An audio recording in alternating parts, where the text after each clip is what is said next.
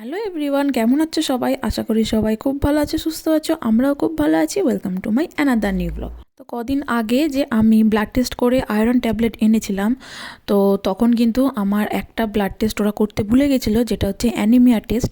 তো সেই জন্য আবার পরের দিন আমাকে অ্যাপয়েন্টমেন্ট দেয়। তো তখন গিয়ে আবার ওরা ব্লাড নেয়, কিন্তু সেদিনকে বাড়ি এসে, মানে সেদিন সকালবেলা অ্যাপয়েন্টমেন্ট ছিল 9টা নাগাদ, তো বাড়ি এসে আবার রুটি করা, মানে রান্টুর অফিস যাওয়ার জন্য সমস্ত কিছু করা, তো সেই জন্য অনেকটা স্ট্রাগল হয়েছিল।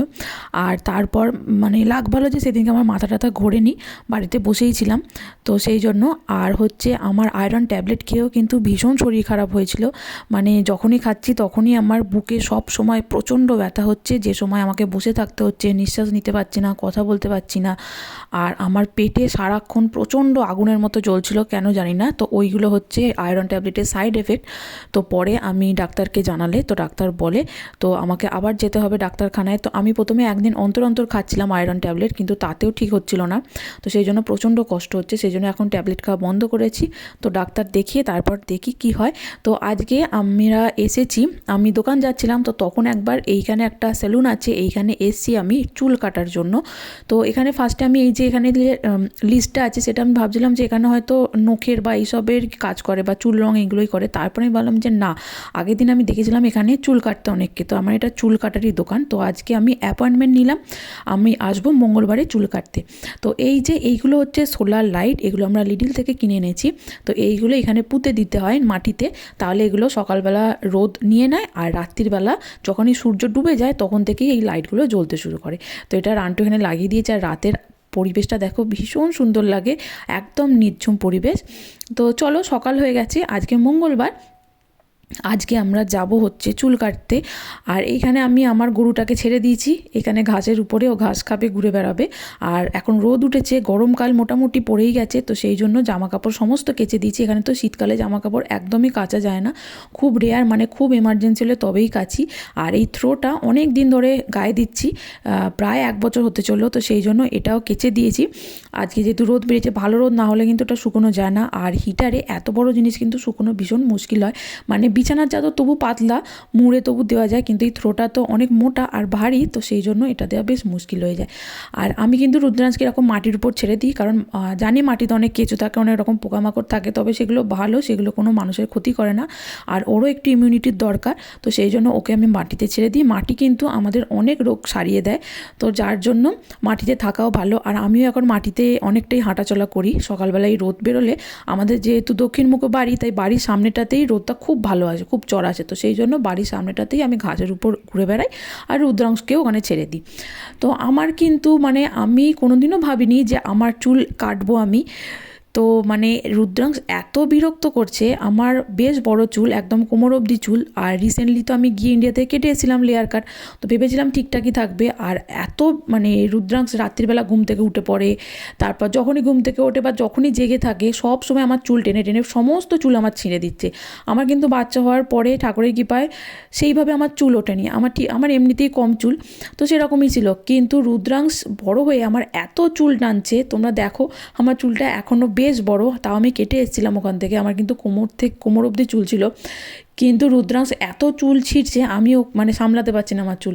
আর আমি ছোটোবেলায় প্রায় 9-10 পর্যন্ত আমার ঘাড় অবধি চুল ছিল, মানে কাঁধ অবধি। আর আমার একদম 6-এও আমি লাস্ট ন্যাড়া হয়েছিল, মানে 6 অবধি আমি ন্যাড়া হয়েছি। তো সেই জন্য আমি কোনোদিনও ভাবিনি যে এত ছোটো চুল কাটবো। আর আমার মাও ভীষণ বকে চুল কাটলে, কিন্তু মা জানে না। আর যারা দেখছো তারা কিন্তু মাকে জানাবেও না।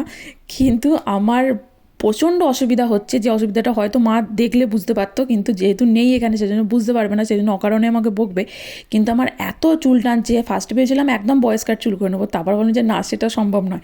তারপর বললাম আরেকটু বড় করবো, তারপর বললাম না, সেটাও আমার বুকে লাগবে, অতটাও আমি ছোটো করতে পারবো না, সেই জন্য আমি ভাবলাম যে কাঁধ পর্যন্ত করে নেবো।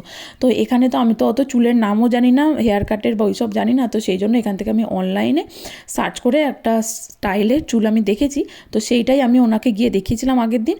আর এখনও আমি গিয়ে ওটা আবার দেখাবো, যাতে মানে গন্ডগোল না হয়ে যায়, চুলের ব্যাপার অনেক রিস্কি। তো আজকে দেখো প্রচণ্ড রোদ বেরিয়েছে, সেই জন্য খুবই ভালো লাগছে ওয়েদারটা। বাইরের রুদ্রাংশকে নিয়ে বেরোলেও ওরও খুব ভালো লাগবে। তো ফার্স্টে যখন গিয়ে অ্যাপয়েন্টমেন্ট নিলাম, এখানে কিন্তু চুলের জন্য অ্যাপয়েন্টমেন্ট লাগে, তবে এই দোকানটায় কিন্তু অতটা ভিড় থাকে না।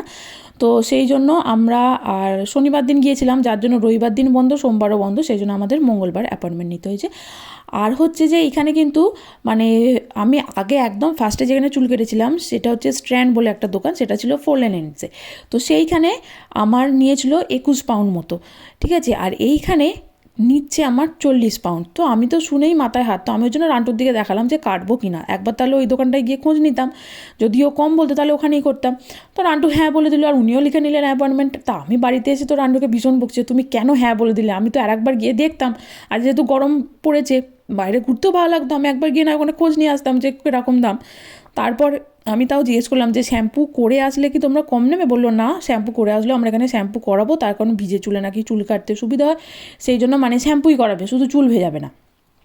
তো কী আর করা যাবে, সেই জন্য ভাবলাম শ্যাম্পুও করবো না, আমি সোমবার দিন মোটামুটি শ্যাম্পু করি, তো শ্যাম্পুও করবো না, এখানে এসে না শ্যাম্পু করে নেবো, চুলও কাটতেই হবে। তো দেখবো পরের বার থেকে যদি অন্য কোথাও কম দেয়, তবে এখানে মানে একদম মানে একদম কনফার্ম যে আমি ভালো চুল কাটবে সেটা একদম চোখ বন্ধ করে তোমরা ভরসা করতে পারো এই দোকানগুলোতে। তো এখানে অনেক ইন্ডিয়ানরাও চুল কাটে বাড়িতে, তো তাদের উপর অতটা ভরসা নেই, কিন্তু এদের উপর কিন্তু বেশ ভরসা আছে, আর তারা কিন্তু অনেক কমে নেয়। তো দেখা যাক, আপাতত এখানে কাটি। আর এখানে অ্যাকচুয়ালি একটা প্লাস পয়েন্ট হচ্ছে, এই দোকানটা হচ্ছে আমাদের বাড়ির একদম কাছে। আর এটা যে দেখতেই পাচ্ছ হেরম ফুড আর ফার্ম ফুডের মাঝখানটায়, এই দেখো এই কোনটাতে আছে হচ্ছে এই চুলের সেলুনটা, এটা কিন্তু নতুন হয়েছে, মোটামুটি 6-7 মাস হয়েছে। আর এই দেখো আমার চুল কাটা হয়ে গেছে, এই দেখো কি সুন্দর লাগছে, আমার কিন্তু ভীষণ রিল্যাক্সিং লাগছে। আর এখানে তো চুল খুলেই অনেক স্টাইল করে, সবাই চুল খুলেই রাখে, চুল খুব কম লোকেরাই বাঁধে, মানে যাদের বাচ্চা আছে তারা। তো এখানে কিন্তু আমাকে শ্যাম্পু করেও অনেক টাইম লাগতো চুল শুকোনোর জন্য, চুল নিচের দিকটা শুকোতে পারতাম না, ভিজে থাকতো, তাড়াহুড়ো করে আমাকে আসতে হতো, কারণ নিচে রুদ্রাংশ প্রচণ্ড কান্নাকাটি করতো। তো সেই জন্যই ভাবছি শ্যাম্পু করেও তো অনেক অসুবিধা হতো সামলাতে, আর খোঁপা করে সবসময় থাকতে হতো। তো এইভাবে আমি চুল খুলেও মানে বাইরে বেরোলে চুল খুলেও যেতে পারবো, রুদ্রাংশ অত টানবে না, আর হচ্ছে তোমার বাড়িতেও শ্যাম্পু করে তাড়াতাড়ি শুকিয়ে যাবে, অসুবিধা হবে না। তো সেই জন্যই চুলটা গেলেও আমার কিন্তু ভীষণ রিল্যাক্সিং লাগছে। আর রুদ্রাংশ ভীষণ মজা পেয়েছে আমাকে দেখে।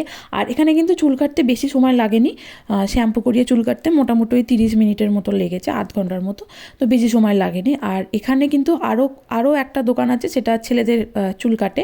তো সেইখানে রান্টু মোটামুটি প্রায় প্রত্যেক মাসেই আসে চুল কাটতে, তবে ওরও মোটামুটি এরকমই দাম নেয়, 11 পাউন্ড 20 পাউন্ড এরকম মতো প্রায় দাম নেয়। তো সেরকম মানে এখানে চুল কাটিংয়ের এরকমই দাম, শুধু ট্রিম করলে মানে মেয়েদের চুল ট্রিম করলে নিচটা, সেইটাই একমাত্র সবচেয়ে কম দাম নেয়। তো ট্রিম তো আমি বাড়িতেই করে নিতাম, কিন্তু এখন যেহেতু ছোটো চুল হয়েছে জানি না, আবার হয়তো কাটতে আসতে হবে পরে। তো এখন যতদিন না রুদ্রাংশে এই চুল টানা বন্ধ হচ্ছে, আমি এই ছোটো চুলেই থাকবো বাবা, আমি আর এখন বড় চুল করতে পারছি না। কি আর প্রচণ্ড অসুবিধা হচ্ছিলো আমার চুল কেটে, মানে চুল বড় হয়ে। আর এই চুলে হচ্ছে টানবে না, নয় টানবে ঠিক আছে, কিন্তু এটা খোঁপা অতটা করতে হবে না। আর হচ্ছে এটা টানলে বেশি মানে বেশি দূর লেংথ নেই, তো বেশি দূর হাত ওর যাবে না, যার জন্য যে পরিমাণ আমার লাগতো লাগাটাও কম হবে। আর এই যা, আর শ্যাম্পু করে আমার মানে অসুবিধা হবে না, বেশি টাইম লাগবে না চুল শুকোতে, শ্যাম্পু করতেও বেশি সমস্যা হবে না, সেই জন্য। আর তোমাদের তো বলা হয়নি, আমরা একটা লেবু গাছ কিনেছি, এই যে দেখো এইটা রান্টু বাড়ির সামনেটায় বসিয়ে দিয়েছে। তো দানা ফেলে এখানে গাছ করতে কিন্তু অনেক সময় লাগে, এবং অনেক সময় গাছ হয়ও না, কারণ ততদিনে ঠান্ডা চলে আসে। তো সেই জন্য এটা লিডিলে পাওয়া যাচ্ছিলো গাছ সমেত, মানে গাছ ওলা বড় গাছ, তো সেই জন্য ওটা কিনেই লাগিয়ে নিয়েছি। তো চলো তাহলে আজকের ব্লগটা এখানেই শেষ করছি, আবার একদিন দেখা হবে অন্য একটি ব্লগে। তোমরা সবাই ভালো থাকবে, সুস্থ থাকবে, আর আমার ব্লগগুলো যদি ভালো লেগে থাকে তাহলে অবশ্যই লাইক, কমেন্ট ও শেয়ার করে আমার পাশে থেকে আমায় মোটিভেট করো। আজকের মতো বাই বাই।